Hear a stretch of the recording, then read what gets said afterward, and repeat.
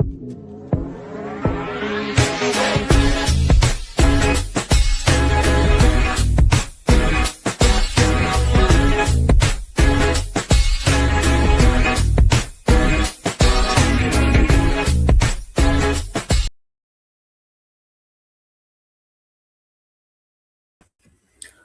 going on, everybody? Welcome to another episode of Ain't That It? Well, real life becomes real topics. I'm with you today. I'm Marreo.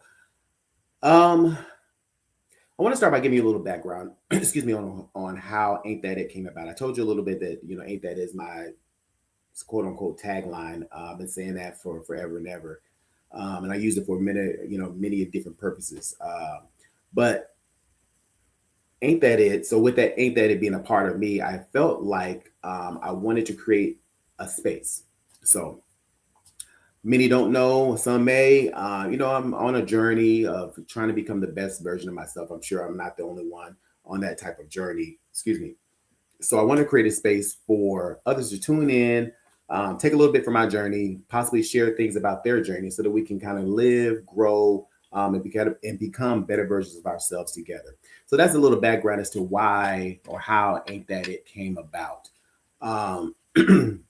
And every episode won't be about, self-help or things of that nature, but there will be a way that real life things that's happening in real life are tying into the topics, or vice versa, should I say. There'll be some times it'll be lighthearted, cut up and everything like that. There'll be some times it'll be a little more serious, but that's the background. So now you know.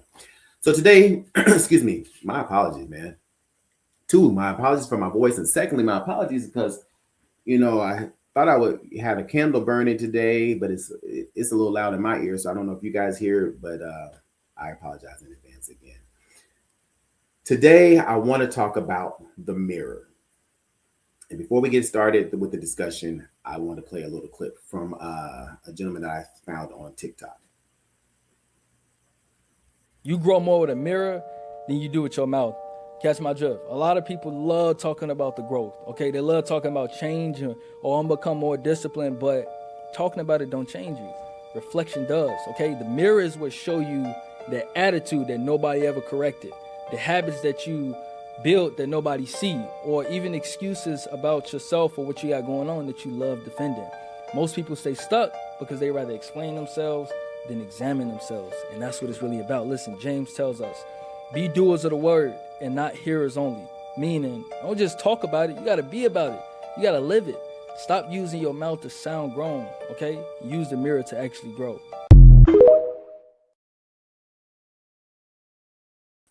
So what do y'all think about that? I think he hit several things spot on, talking about the attitude that, we don't want anyone to correct, things of that nature, examine versus explain. Some very good points in that short clip as it relates to how we see ourselves and how the mirror, and a mirror could be a metaphor for other things, could be a metaphor for people in certain areas of our lives. But what I found and what I continue to find in life is that there are some of us that are really scared of the mirror. And the mirror could be the actual mirror, or it could be people that reflect us or reflect who we really are. I think when I was younger, I watched an episode of some show, and there was a lady on there, and she, covered every mirror in her house, with a sheet or whatever. Walked in the room, was pitch black. She just was, for whatever reason, scared to look in the mirror. And I think for her, it wasn't so much about the inside that she was scared to see. It was more so her outer appearance that she didn't want to see. So she would cover every mirror or avoid mirrors as she walked by, so she would have to see her reflection. And she was doing that for the outward appearance. And I think a lot of us do that for the inward as well. One of the things that one of my recent assignments for my therapist has been to kind of do some mirror work. And so when he first explained it to me, I was like, nah, bro, this is not going to work. This ain't going to work. But, and he said it's going to be uncomfortable. And I will have to admit, he said, just take a minute at a time and just stare at yourself in the mirror. Just stare at yourself. Don't break the stare. Don't break, just look at yourself in the mirror. And he was right. It is very uncomfortable because you want to look away. You don't want to uh, acknowledge some of your imperfections as you look at yourself. You there's not a distraction there. That's just you in the reflection. So it is uncomfortable. The hope is that is the more you do it, the more you see yourself, the more you are acknowledging who you are, the easier it will become. And then you will start looking in the mirror not to only see um, the parts of you that may need to be changed or may need some work, but you'll also acknowledge and be able to take note and celebrate the parts of you who make you who you are, that are good, that the parts of yourself that you overlook, the parts of yourself that you don't want to acknowledge because you don't think other people acknowledge, the parts of yourself that, again, I say, make you who you are and make you the beautiful person that you are. So I'll keep y'all posted how it goes. I'm still in the infancy stages of it, but I'm very optimistic of that it's going to be a positive journey as it relates to the mirror. Um, so, what I find funny about life is that a lot of us spend so much time wanting to be seen by others and never really wanting to see ourselves. We engage with people that only reflect the good parts of us. We move around in circles with people that um, constantly praise us. We shy away from those groups of people that are wanting to take the time to help us become better individuals that may have a little constructive criticism here or there. We don't want to hear that. We rather be around people that just say, hey, man, you are great at this, and hey, you are great at that, and hey, you do this well, and hey, you do that well. Oh, you look beautiful. Oh, you know, praise and compliments galore. But it's the excuse me, it's those situations where the compliments are at a minimum, and they really get to see who you really are. That's when we say, we find something wrong with those people and find a way to say, I don't want to hang around them. I don't want to be around them. They invite you somewhere, and I can't go today because I don't, for whatever reason, you don't want to be around them, but you'll jump at the chance to be around people that make you feel good, that make you, just feel like you the man or feel like you the woman, and you know what I'm saying, you're perfect. Because I think a lot of times we strive for perfection. I think the world leads us to believe that we have to walk around being perfect. Because if you're not perfect, you're not living, or you're not worthy of life or something. Just our mind plays tricks on us in many different ways.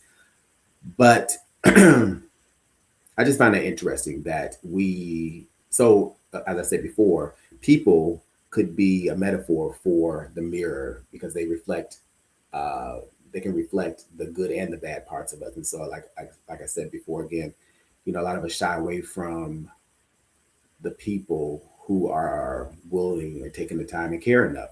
Dare I say that care enough and love us enough to say, listen, I see this about you. Let's work on that. You know. Um, excuse me. And then I think it also, if some of us are honest with ourselves, we tend to take on the persona of those who we see, or those who we think have it all together, those who present perfect, those who I don't know. We take on that persona because we feel like those people are more widely accepted, and so therefore we want to be like that for whatever reason. If you look at social media, that is probably, so social media's got so many good points. It's a way to network, it's a way to advertise, it's a way to get your products out there, it's a way to just um, connect with people that you normally wouldn't have connected with. And so for every good and all the good, not every good, you would have thought, but for all the good that social media is, there's some things about it that are not so great.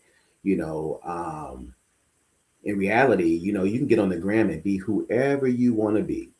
You know what I'm saying? Be whoever you want to be, and that could not be who you really are.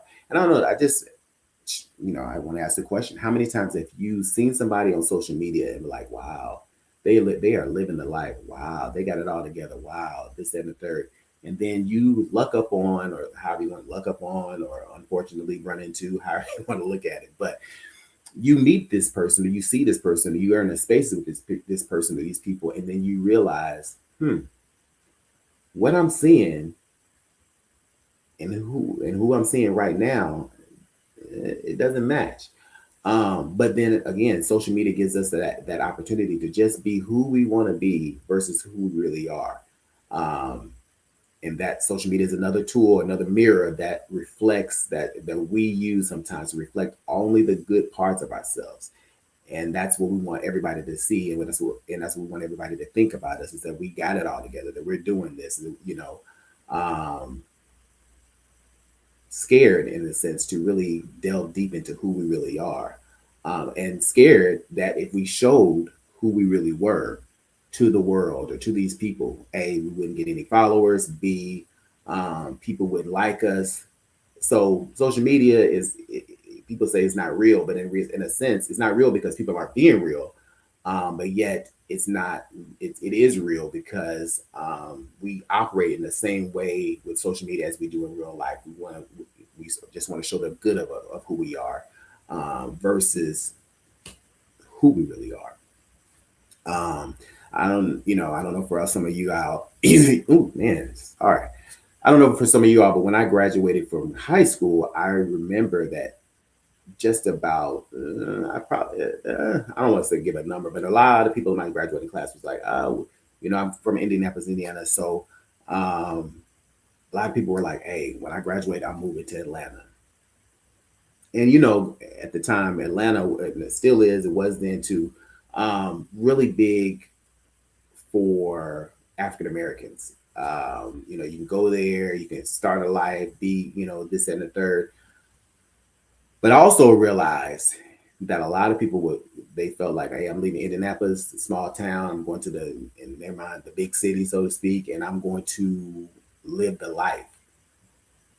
And what I also realized too is that people move to Atlanta because then now they can create who they really are. Or, I'm sorry, let me take that back. They can create who they are. In Indianapolis, we all knew you. We all knew who you were. But now you can move to a city where people don't know you, and now you can be who you want to be. Create a life of what you want it to be, or what you want it to look like. And I'll be honest, there were some that kind of spent a couple years there and then had to come back and eat a little bit of a humble pie and everything like that. But the reality of it is that a lot of them moved because they didn't want people to see them for who they really were. They wanted to be able to create this life of who they wanted the world to see, and let that be um, their story. I often have to wonder, like, why do so many of us have such a love hate relationship with the mirror? We love it when it reflects all the good parts of us, but we hate it when it shows the real side of us. Um, None of us, I don't say none of us, a lot of us don't like to be real. We don't like to be, because I guess in a sense, if we're showing who we really are, then I think that leaves us open to be picked apart and criticized, and no one really likes that. But when you flip it, and I only say this because I was once somebody that, listen, I constructive criticism, I'm gonna shy away from it if you got something to say about me, I'm gonna argue you down and say, oh, that's what you're saying, that's what you see. Nah, this is why you should see this. This is why you should see that. But in reality, or as I matured, I'll say that, I started to realize that what is being told to me is what someone is experiencing, as when they interact with me. And this is what they see. So yeah, Mario, you can be all these good things, but you do have a few things to work on. And it doesn't make you a bad person because everything that someone's seeing is not just the good. It makes you just a person, a real person. And I think that's the part of it. Some of us are scared to be real. You have a lot of people walking around here, man, I keep it 100 all the time. I'm who I am. You know what I'm saying? I keep it this and the third. But in reality, nah, you wearing a facade, you wearing a mask each and every day of your life. You know what I'm saying? And so for you keeping it real is really false. But you've been doing it so long that you bought into this false narrative of who you really are. So I challenge some of us to take off that mask and just really walk through life who with in the fullness of who we really are. And yeah, you may say some people may shy away from you and not care to be around you because you no longer have that mask on. But think about the people that you attract in the process. Those people probably are the ones we really need to have around us because those are people that really probably will invest in us, care about us, and want to see us win and want to see us grow. But another story for another time. One of the reasons why the mirror, or I decided to talk about the mirror today, is because a friend of mine, we had a conversation probably about 3 or 4 months ago. We had a long conversation, and excuse me. And before we got off the phone, he said something to me that was very profound. I say profound, you don't know him, so to you it might be like, okay, that ain't no big deal. But it was profound to me hearing it from him is because I knew his story. I knew some of the experiences that he's experienced. I knew his journey. I was with him along this. I've been with him along this journey of life. And he said, for the first time, he's looked in the mirror and the mirror has smiled back at him. I was overjoyed to hear that. Overjoyed because I know that's something that he's been wanting for forever and ever. To see some of the things in his life finally shape up, to see him do the work, to become the better version of himself. And he's not done doing the work. He's still working. But to say, hey, I can finally look in the mirror and the mirror is smiling back at me when the mirror has not done that ever in my life, it really felt good. It really warmed my heart to hear him say that. Um, because I think that was also, in a sense, what he may need to hear or to feel to just continue on. Um, so yeah, it touched me. It touched me a great deal to hear him say that, and to hear him elaborate on the areas in his life in which the mirror is smiling on him. And so, um, I don't know. I think I know a lot of us. We like I was explaining about the lady that I. Sorry if I say oh my line, my bad.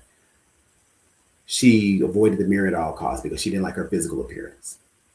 And like I said before, many of us avoid the mirror because we don't like our inward appearance, physical and inward. But more so for us, we don't like the inward appearance, so we avoid the mirror. But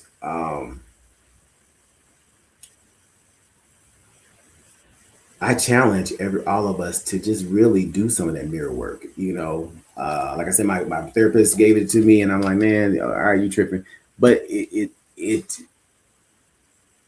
if we eliminate the fear sometimes in life of um, what people will say, what people will do, how they will respond, how they will react, and really think about ourselves first, I think that'll put us in a better spot. I think that we'll be able to establish more authentic and more genuine connections with people. I think that we'll be able to establish more authentic and genuine connections with ourselves, which I feel like is more important than the connections we found with people. But if you're a genuine and authentic person, then therefore you'll attract those same things. But um, not all of us are ready. Not all of us are in that space because we don't. Some of us don't care. Hey, I don't care why you're around me. But now I'll say it that way. They may say, I don't choose to be real with you for whatever reason. And I appreciate that you reflect the parts of myself that I love, or the parts of myself that may not be really who I am, but it makes me feel good that you appreciate those parts of me because if I was to show you who I really was, you might not like them. or him or her, whoever, depending on the person. So today, as I close, I want to say, the mirror isn't our enemy. It truly and truthfully really is our friend. It allows us to see the good in us. It helps us to create a space for the work we need to do, and yet congratulates us on the work that we are doing. The mirror tells a story. We shouldn't run from it. We should embrace the story. It's who we are. The mirror can help us. It can free us. It can show us, and most importantly, it can really smile on us, and it can smile back at us. And I think if we're all honest with ourselves, that's why we shy away from the mirror, because we are scared that we'll never see the mirror smiling back at us. So we avoid it. So again, I say, I hope there comes a time for many of us that we no longer have to hide from the mirror, and that we have an appreciation for it.